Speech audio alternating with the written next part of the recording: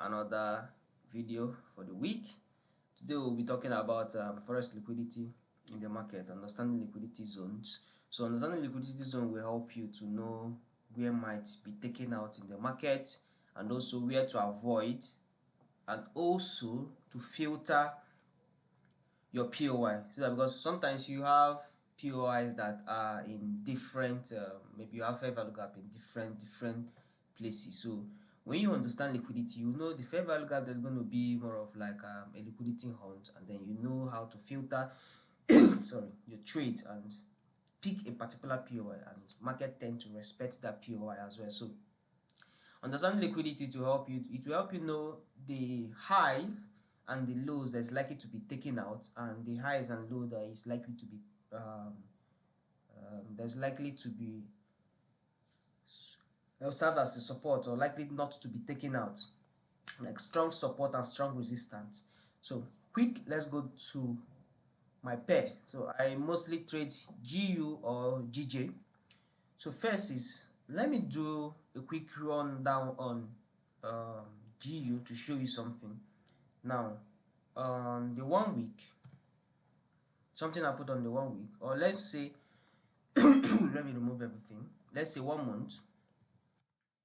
Let me use this string to show you something.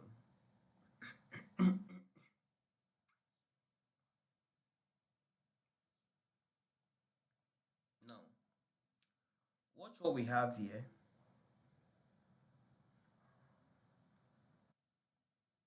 This is last month.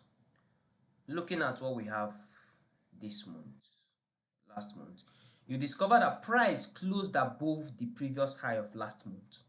So what is it telling you? It's telling you that price will not really give that kind of 0.78 retracement, that kind of deep retracement for the market before it continues the move up. So it also gives you a view that market is still bullish, because if we had price close, doesn't do like a wig off and then close below this, what is it telling you? It's telling you that price will likely come for this fair value gap. If we had that scenario, that price will likely come for this fair value. Because another thing that people do is they understand the market, but they use what they understand differently, and it brings confusion. So if they didn't check the close of last month's candle, what they are checking is, they are checking this fair value gap, and they are saying that market will come for this fair value gap, forgetting that market is still bullish. So I think we will have price close below it, then you have a view that market might come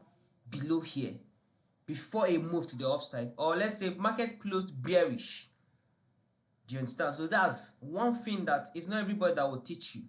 So but though I do teach these things in full details in my mentorship. So now, having this, we already know that we're going to go bullish. So what again am I doing? I want to see how did last week close. You see? Now, coming back to last week, you discover that price didn't close above.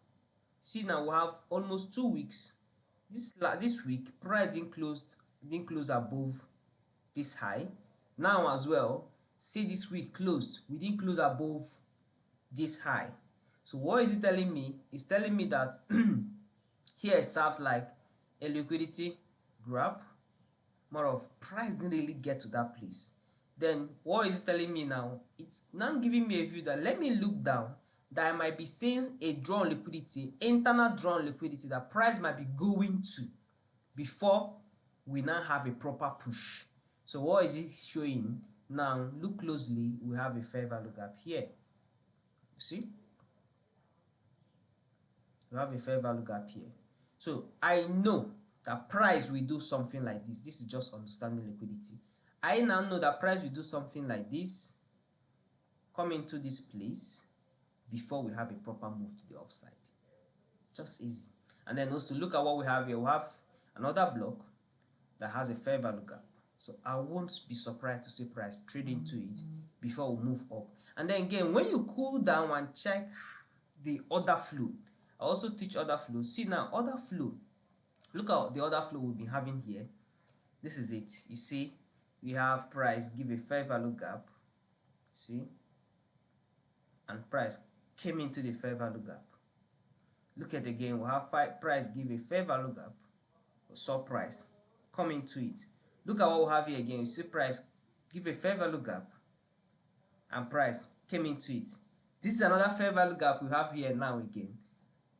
It's same thing that we're going to happen. We have price come into it. So look at, since from January we've been having that consistent weekly fair value gap, price coming into that weekly fair value gap before the proper move. And when you watch closely, you see that in the weeks that happened before price dropped into it, none of them have price closing with a full body in it. You see here, there was no full body closed before we had price come inside here. So here as well, we'll see more of like a ranging market, no full body closed above here, and then we'll have price dip into it. Same thing happened here. We didn't see any full body close here before price came into it, and then here as well we'll see it working. So next week we might, if it's not going to be a trending week, you will just see price range again, just like behaving just like what we have here. You see price range again, and then after that, when people think price is going to go up, you just see price drop inside of it and we go. So this is just understanding liquidity, knowing the liquidity zones, know the places that market is going to clear out, and then markets will mitigate either other block or fair value gap, and then you have your movement. And then I think on 4 hours we have a very good POY that price might be heading to something like this. Might have price coming to this area, which when you go back to your weekly fair value gap, you discover that here is still falling on the weekly fair value gap. So that's just it. Now I'll see you on the next one.